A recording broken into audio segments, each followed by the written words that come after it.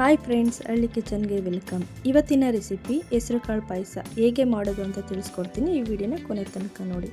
First ನಾನಿಲ್ಲಿ 1/4 kg ಹೆಸರು ಕಾಳನ್ನ ಹುರ್ಕೋತಾ ಇದ್ದೀನಿ. ಸ್ವಲ್ಪ ಲೈಟಾಗಿ ಹುರ್ಕೋಬೇಕು, ಜಾಸ್ತಿ ಕಪ್ಪಾಗಂಗೆ ಹುರ್ಕೋಬಾರ್ದು.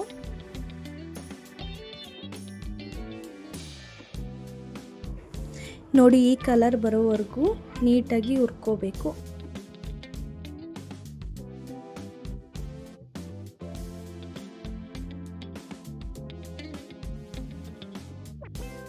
ಅದಾದಮೇಲೆ ಒಂದು ಕುಕ್ಕರ್ಗೆ ಹಾಕ್ಕೊಂಡು 4 ಗ್ಲಾಸ್ ನೀರು ಹಾಕ್ಕೊಂಡು ಇದನ್ನು ವಿಷಲ್ ಹೊಡ್ಸ್ಕೊಳ್ಳಿ.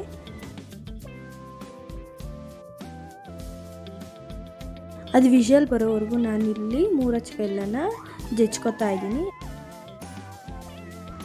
ನಂತರ ಒಂದು ಪಾತ್ರೆ ತಗೊಂಡು ಜಜ್ಜಿರೋಂಥ ಬೆಲ್ಲ ಹಾಕ್ಕೊಂಡು ಅದಕ್ಕೆ 1 ಗ್ಲಾಸ್ ನೀರು ಹಾಕ್ಕೊತಾ ಇದ್ದೀನಿ.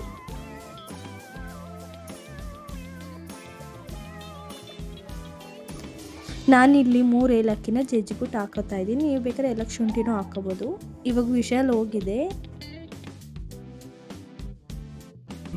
ಇವಾಗ ಕಾಳು ಚೆನ್ನಾಗಿ ಬೆಂದಿದೆ. ಇದನ್ನು ಕುದೀತಿರೋವಂಥ ಪಾಕದೊಳಗೆ ಹಾಕಬೇಕು.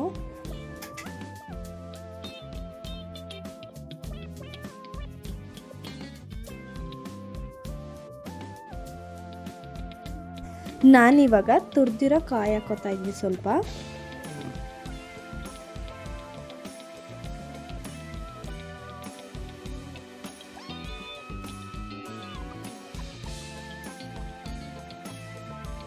ಈ ಕಡೆ ಒಂದು ಪ್ಯಾನ್ಗೆ ತುಪ್ಪ ಹಾಕ್ಕೊಂಡು ಅದಕ್ಕೆ ನಾನು ಗೋಡಂಬಿ ಹಾಕೊತಾ ಇದ್ದೀನಿ.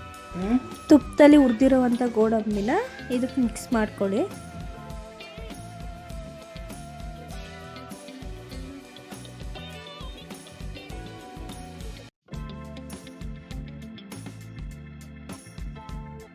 ಹೆಲ್ದಿ ಮತ್ತು ರುಚಿಕರವಾದ ಹೆಸರುಕಾಳು ಪಾಯಸ ರೆಡಿಯಾಗಿದೆ. ನೀವು ಮನೇಲಿ ಟ್ರೈ ಮಾಡಿ, ತುಂಬ ಚೆನ್ನಾಗಿರುತ್ತೆ.